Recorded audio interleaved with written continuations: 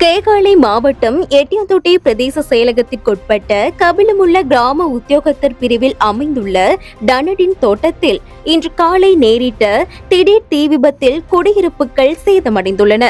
இன்று காலை 10 மணி அளவில் காங்கி லயன் என அழைக்கப்படும் 12 வீடுகளை கொண்ட தொடர் லயன் குடியிருப்பில் இந்த தீ விபத்து ஏற்பட்டுள்ளது. சம்பவத்தின் போது தோட்ட தொழிலாளர்கள் வேலைக்கு சென்றிருந்ததுடன் குழந்தைகள் பாடசாலைக்கு சென்றிருந்தனர். இதன் காரணமாக பாரிய உயிர்ச்சேதங்கள் தவிர்க்கப்பட்டுள்ளன.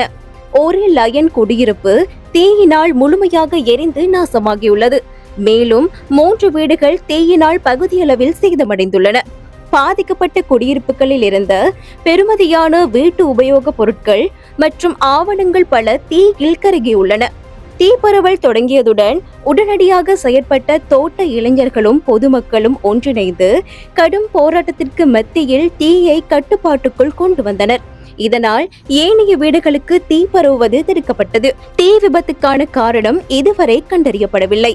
இது தொடர்பான மேலதிக விசாரணைகளை எட்டியாந்தோட்டை போலீசார் மேற்கொண்டு வருகின்றனர். வீடெல்லாம் போட்டிட்டு வேலைக்கு போயிட்டோம். அந்த பக்கம் ஒரு காப்பராவில் இருந்து இந்த பக்கமும் அந்த பக்கம் காப்பரா எரிஞ்சு பிடிச்ச உடனே இந்த காப்பராவுக்கு பிடிச்சி எங்க வீடு எல்லாம் எரிஞ்சிருச்சு. ஒண்ணுமே இல்லை, ஒரு உடுப்ப கூட இல்லை எங்களுக்கு. 2 நாள் மாதிரி அவ்வளோ சாமான் எல்லாமே போச்சு. கட்டிக்க கூட ஒரு துணி இல்லை எங்களுக்கு. கடைசியா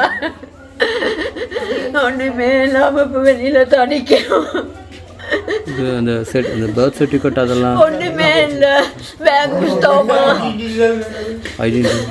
பேங்க் புஸ்தகம், ஐடி கார்டு, காசு கேசு எல்லாமே போச்சு. நகை வச்சிருந்த சாமானும் தொண்டுங்க நகைங்க எல்லாமே போச்சு. ஒண்ணுமே மிஞ்சல. நீங்க எங்க போயிருந்தீங்க? நான் வேலைக்கு போயிட்டேன், பிறகு உதவிக்கு போயிட்டேன்.